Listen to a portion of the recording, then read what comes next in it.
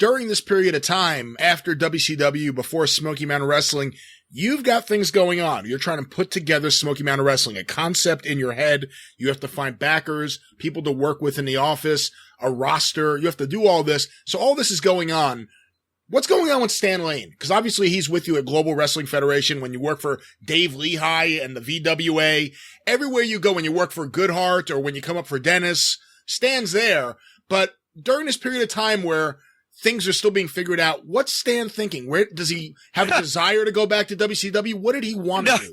He was fucking tanning, working out at the gym, hanging out at Plum Crazy. He was, Stan never has any end of things to do, and he did not have, any severe financial pressure. So he was just hanging out, I think that's when the bloom came off the wrestling bug for him anyway. Cause remember, he started for me in April of 92. And by May of 93, we had the loser leave, and that's when he retired. He did announcing in the WWF because Jerry Jarrett wanted him to. He did some Fabs reunions in the Tennessee territory. And then I don't know that he's actually wrestled.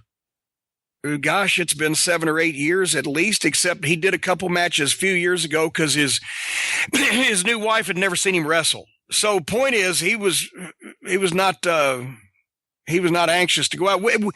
We did the independent shows because there we are in Charlotte.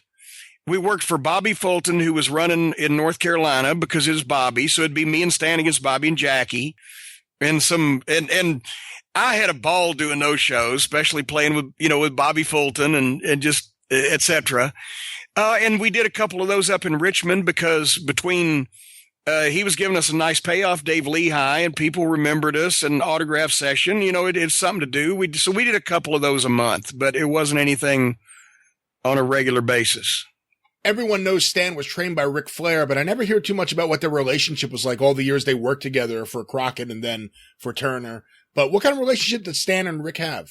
It was always good. The only reason that truthfully, when we were together as the Horsemen in the Midnight, the only reason that Stan didn't actually, I think travel in Rick's circle is because between the Horsemen, the fact that the money they like to spend and the schedule they like to keep, I think Stan was happier at that point, traveling with me and Bobby because he may not have liked it when we were staying at the fucking Fairfield Inn instead of the Marriott because we got $30 cheaper and he couldn't go to the bar with him. But otherwise, he probably stayed out of a lot of trouble.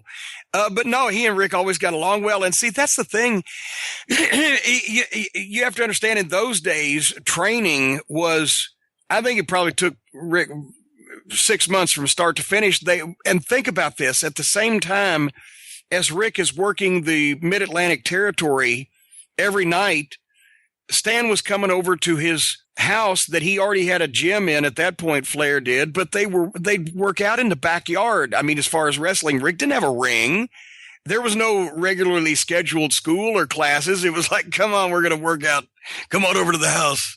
Stanfield, we're going to work out. I'll show you a few holes. And then they'd go to the town and et cetera. So it was, it wasn't as organized. No wrestling training back then was as organized as wrestling training is now, and the guys picked it up quicker. I think maybe it's because they didn't know anything about it to begin with before they started, so it was easier.